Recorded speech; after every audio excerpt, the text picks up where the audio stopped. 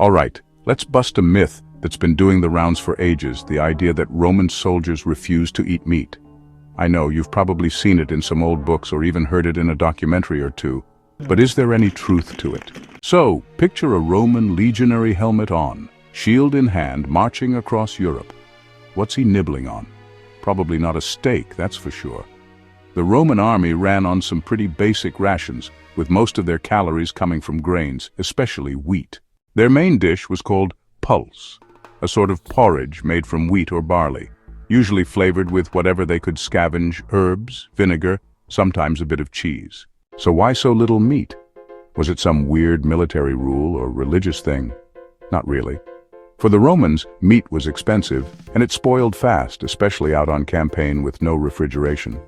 On top of that, feeding an entire legion with fresh meat would have been a logistical nightmare.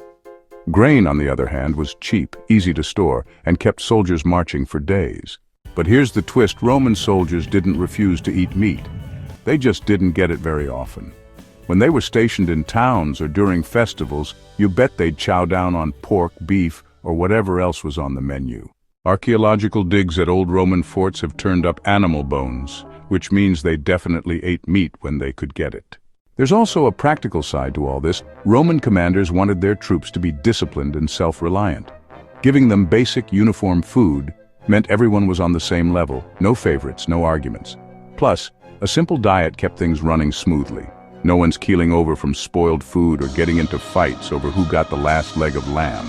Some people say the Romans avoided meat because they thought it made soldiers lazy or sluggish.